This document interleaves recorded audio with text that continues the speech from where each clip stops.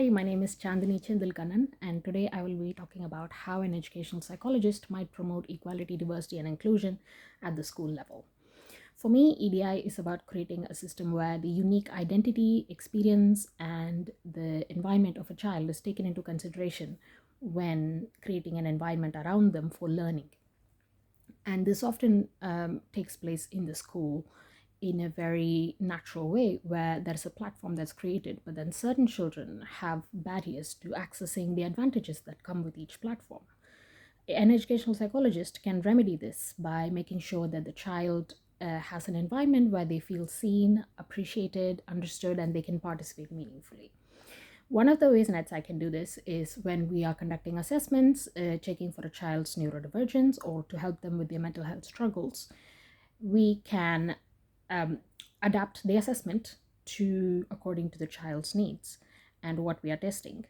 For example, with a child from a multilingual or a different cultural background, the communication style of the child might differ. So we have to adapt the assessment in a way where we are not misinterpreting a challenge that the child has linguistically, or because the child is in multiple environments, in a home environment where a different language is spoken. And then they might come to school and have English as a second language, which might create some challenges in their communication, which might then be misinterpreted as neurodivergence.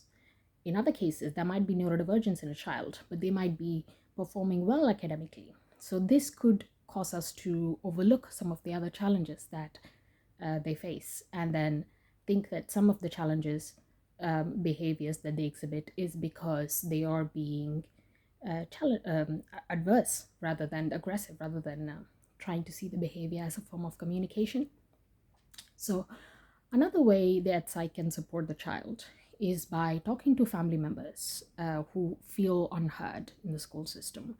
There are often family members who are oppressed in society or come from the margins of society, have struggles outside the school, and this causes them to feel unseen when speaking to school officials. We have to remove those barriers in communication and make sure that the parents feel comfortable talking to us, and work with the parents in partnership with them to provide the child what they need. At the systems level, with staff and training, the educational psychologist can provide training sessions where staff can reflect on their practice on inclusive teaching strategies, where any exclusionary practices, even though they might not be consciously perpetrated, can be addressed at the school level. And this communication has to be done in a very sensitive way where we are not blaming ourselves, and the educational psychologists themselves need to look at their own biases, which might also come into the field. There's always transference, there's always things that you think you know, which you don't. So there is that curiosity that the educational psychologist keeps encouraging while creating a safe space for everybody involved. So when somebody sits down at the table and tries to talk to you about how to improve a situation, I think trying to create a safe, effective communication space where you are seeing the person as they are, you are overcoming any biases you might have, being conscious of any biases that might come into the room from the other person or from you, and you model this for the child, for the parents, for other staff around you. You model effective communication and you remain curious.